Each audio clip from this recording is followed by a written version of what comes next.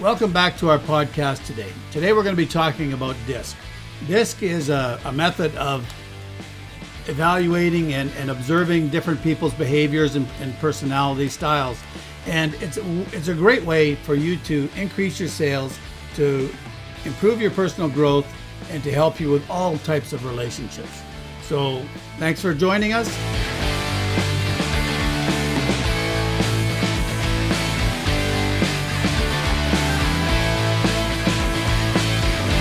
Good morning and welcome to our podcast this morning. We're going to unveil the power of DISC. There's 3 takeaways that we're going to look at to transform your relationships. And while we're diving into this fascinating world of DISC, it's a powerful tool for understanding personality styles and tendencies. And as a DISC expert and behavioral consultant, I'm here to share these 3 main takeaways and also talk to my friend Greg DeMarco, who has been applying these for many years in his business. You can tell his many years. No, I'll cut that out. Oh, you could say that if you want. That's pretty funny, actually. Yeah, so anyway, here's Greg. And how are you doing, Greg? I'm doing great, Don. It's nice to see you, of course. Yeah, it's always good to get together. And even though we're in miles, I got this bright light on the side of me. You know, like it's morning here and the sun comes up on the right. And when it comes into my window, it affects my camera, because I can't, the automatic focus and whatever. So, well, with a face like that, Don, we're all very happy. Thanks a lot, Greg. Appreciate that, those compliments. Yeah, no worries. Don and I haven't done one of these for a couple of weeks now because I've been busy, but just a little camaraderie going on there. Yeah. So, what's your thoughts on DISC? Just off the top of your head, how important do you think DISC is in sales relationships? Mostly, what we're going to talk about is our sales relationships. But in all relationships, DISC can be beneficial. So, what's been your experience, Greg? Well, I can tell you this, and you and I have talked about this a few times, and all I can tell you is when I started understanding the intricacies of people's behavioral patterns, their personality types, my career actually took a huge turn for the better. I probably increased my revenue by 50% just by understanding that there are personalities, then there are behavioral patterns and motivations behind these personalities.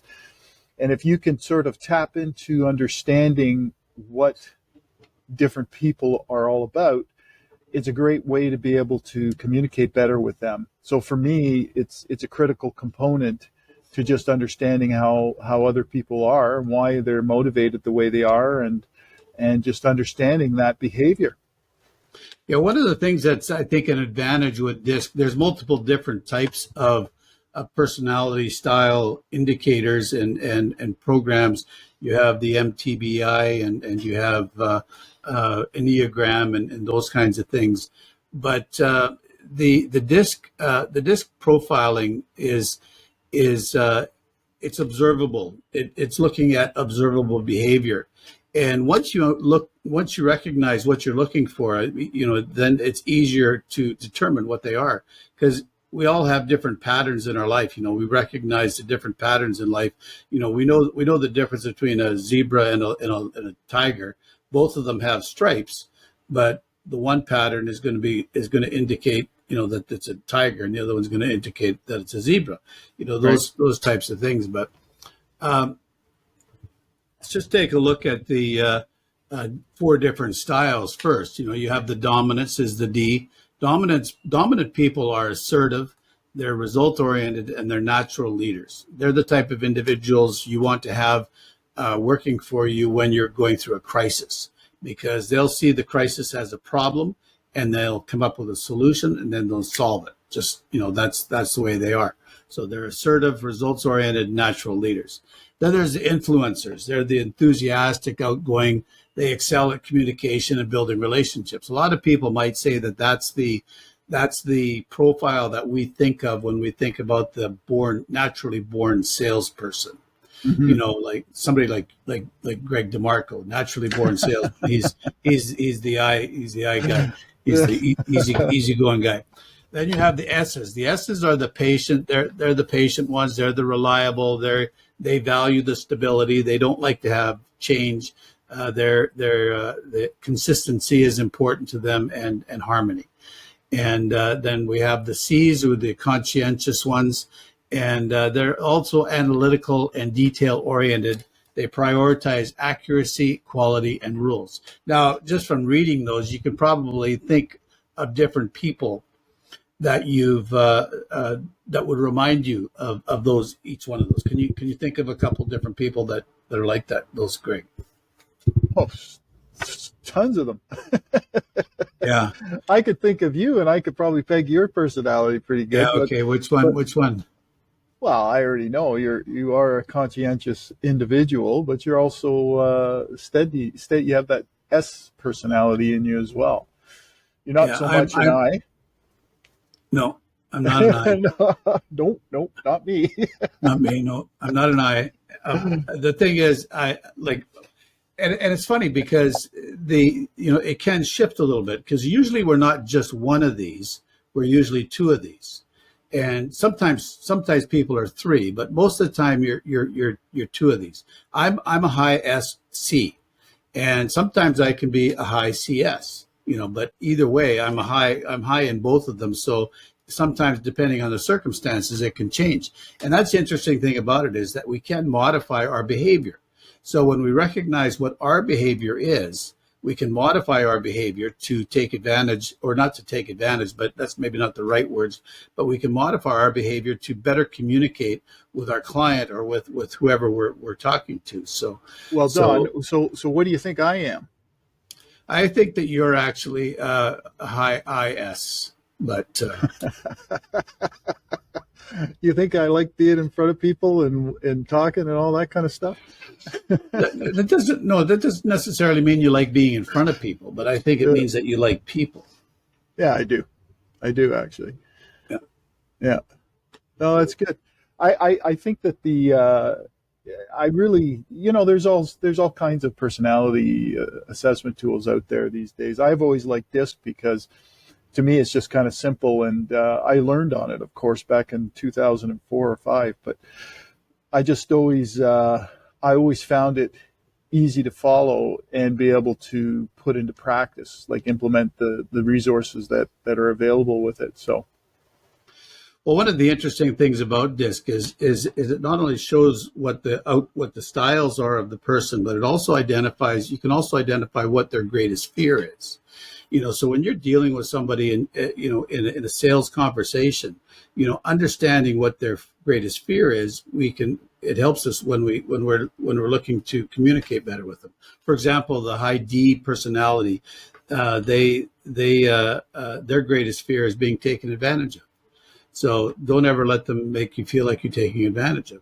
The I person, they want to be liked. If they, it's important for them to the social aspect of everything. They want to make sure they want to be liked. So their greatest fear is rejection. The S person, because they're steady, they don't like change at all.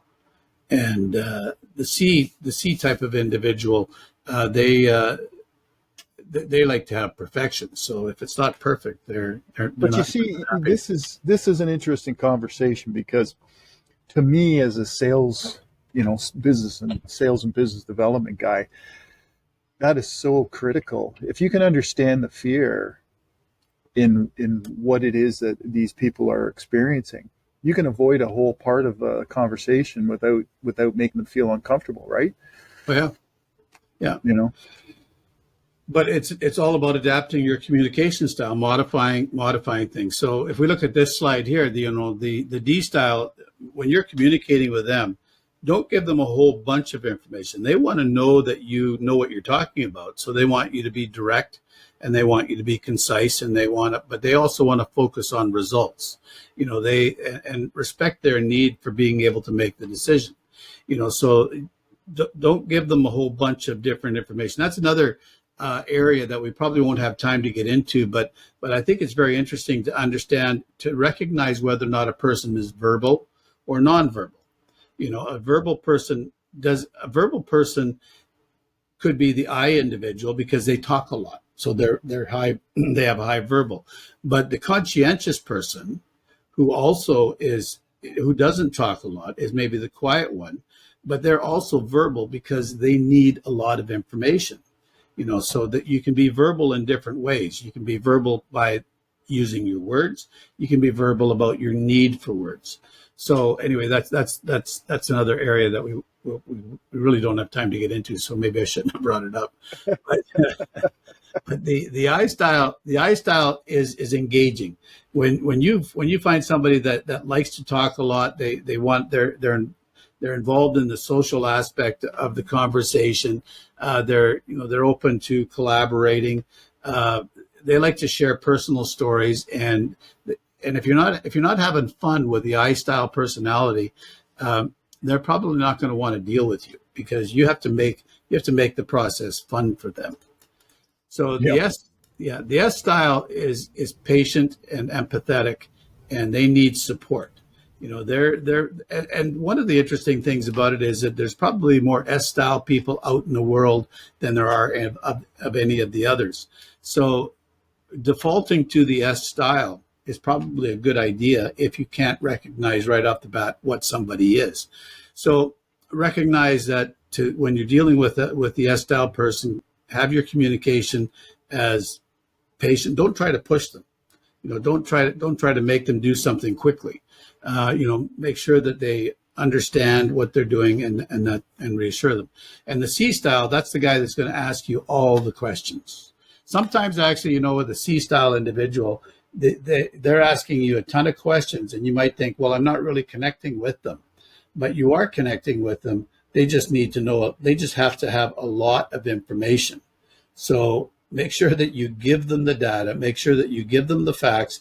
Make sure that the facts are true, and respect their need for a thorough analysis. Yeah. So which one of those do you think is the easiest for you to talk to, Greg? Well, I think for me, it's an easier question to say which one don't I talk to very well, which is the C personality. But having said that, I'm a bit of a chameleon, and I've sort of learned this fairly well and used it fairly well. I'm able to adapt to these personality types. I find the C personality the most difficult only because it's not, I don't mind people asking questions. It's just that one trick I've learned with C type of personalities, they're checklist type of people. And if you don't know what's on that checklist, you're going to sink yourself, because if you do know what's on it, then you're only answering the questions related to those check boxes for them. If you start going down a rabbit hole with a bunch of other options, you've lost them. That's what I find. That's an interesting point. Yeah, because they have a plan in mind. The C style individual is task oriented, and they're reserved. So they have a task in mind, and so is the D style is task oriented. So they, both of those styles are, they've determined, or they have a goal, they have an objective that they have to accomplish. They're going to accomplish it in slightly different ways, but the task is the most important thing. The S and the I they're more people oriented. So they're more concerned about the people and what you're doing with the people. So I definitely do better with I's and S's for sure. But if I had to peg it out, that's what I would have told you. Yeah. Yeah, well, those are all good. Those are all good observations. And one of the things I think that's interesting, Greg, is that after years of being a salesperson, you've become like a chameleon. Like you said, where a chameleon can become different colors depending on what its environment is in. You've been able to adapt your communication style, and that's what makes us successful. You think, okay, well, just about off the top, right off the bat, whether or not you're going to connect with somebody. You can go That's and right. you can talk to them for a little bit, and sometimes you have that immediate connection with somebody, and sometimes you don't. Yep. and it's when you have that immediate connection, you're thinking, okay, we're good, but if you blow it and if you don't recognize what their style is, you can still blow it, even though even though you've connected with somebody. Yep. And when you recognize that there's a possibility of recognizing what someone else's style is, even if don't feel like you're connecting with them. Like the C style is a little bit hard to connect with. I agree, because they ask so many questions. They have this desire for more information, and sometimes that can give, like, if you're an I personality, it's going to drive them nuts, right? Because the I personality does not want all the details, right? They just want to. They get bored. They get bored very easily. They get bored really quick. My wife is a high I personality, so I know exactly what it's like when I'm dealing with a high I personality, and I'm in my C mode, right? Because I can be either an S or a C. But if I'm in my C mode, she says to me, she says, "I see your lips are moving, and I hear this sound, but I don't have a clue what you're talking about." I know that feeling when I'm talking to you. Yeah. Yeah. So I can tend to get too involved in the explanation of how something works, So we try not to do that. Anyway, moving on. We're already talking 15 minutes here, so. Oh, So I think it's important thing. One of the tips is to understand yourself in your disc. In order to make that adjustment, you need to understand who you are.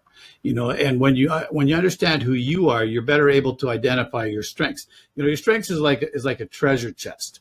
And we all have distinct areas of excellence, and we need to build on them. And then when we know that, we can develop strategies. So I've been in sales for a long time as well. So if I'm not careful, I can revert to my C style. But when I go into a room or when I'm talking to somebody else, I recognize that I have to step out of my shell and start talking to people and become more like an I or more like an S or more like a D, or recognize who they are. So it's important to recognize what your strengths are. So any comments on that, Greg?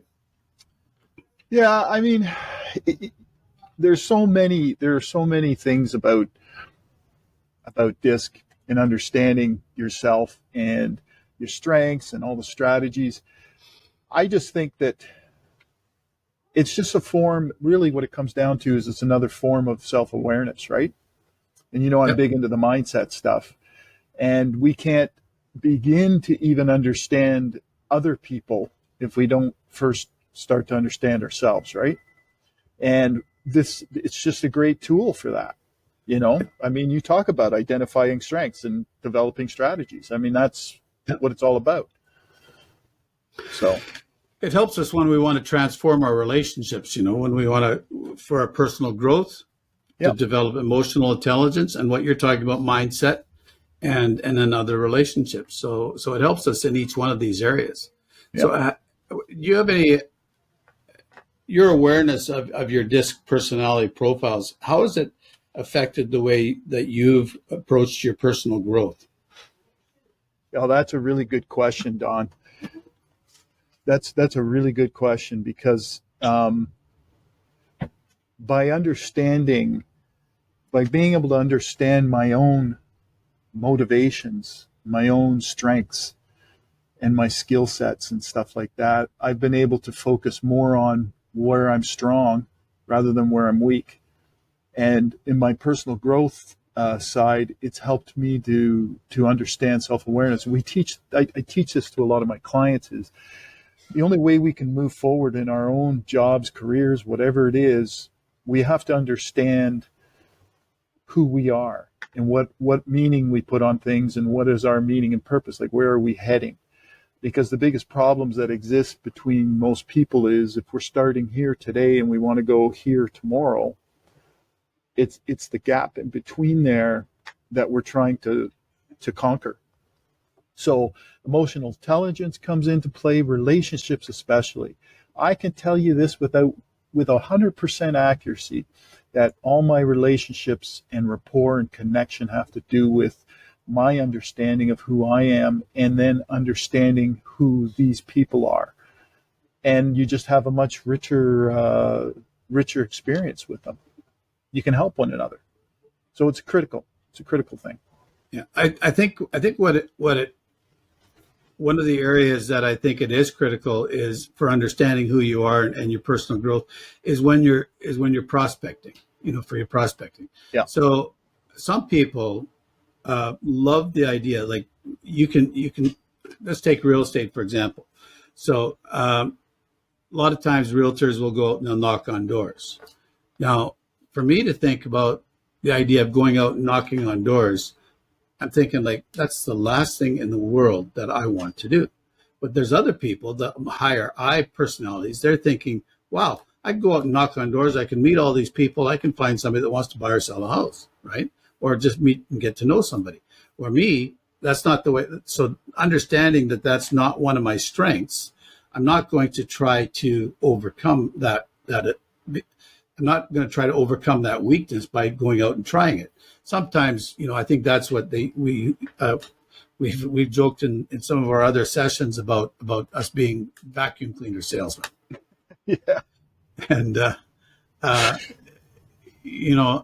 think if I was a vacuum cleaner salesman, there's two different kinds. There's the kind that actually go out and knock on doors and say, and try to talk their way into a house and do the demonstration. And then there's the kind that have the appointments made for them. And I always like to do the appointments made for me because I didn't want to go out and knock on doors and try to convince somebody to buy a vacuum cleaner, but I could go and do the presentation. Although I never appreciated the fact that they were making those presentations under false pretenses. I remember one year we offered these people, just do a presentation, we'll give you a free barbecue. this barbecue was looked like a piece of tinfoil with a couple of, it was just, you're kidding me. I'm telling somebody they're going to get a barbecue and I give them this thing. I mean, like, okay, I wouldn't have been impressed. But anyway. Not only that, you have no idea that they're even interested in the vacuum cleaner. They just want the barbecue. They're not listening to you. Yeah, and then you give them this little thing, and they think, are you kidding me, buddy? Like, I don't even think it would work once. Anyway, we digress. So it helps us transform our relationships, and we can do that in our business, for customer service. If you're having customer service and you have somebody complaining, wouldn't it be beneficial to have an idea of what kind of style they would be if you can, like if you're dealing with a D style individual and they're complaining, they just want the results, and if you're talking to an I style, they just want to know that you care about them, that you're with them, because it's all about the relationships with them. And, the S style, they want satisfaction. They want to know that they weren't pushed into having a conversation. And the C style, they want to know that you're going to back up the product. So. Yeah. Yeah, no, it's a good conversation. There's a really good point you made, though, and I think that we should circle back to it real quick. And that point you made was about understanding yourself to the point of, in any kind of environment, whether you're selling or whatever, is understanding what your strengths are for that job. In other words, why would I want to pick up a phone and cold call a bunch of people when I hate doing that?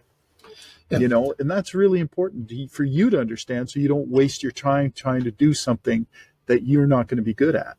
Because if you keep trying to do stuff you're not good at, it's not going to build or bolster your confidence at all.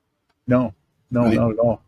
Another area that you can deal with, or where DISC is beneficial, is in conflict resolution. We talked to it a little bit, when we're talking about customer service, but in sales, particularly in real estate sales, when you're dealing with, such a major purchase for somebody, you can end up in conflict, and understanding different personality styles can help you navigate through that conflict with your client.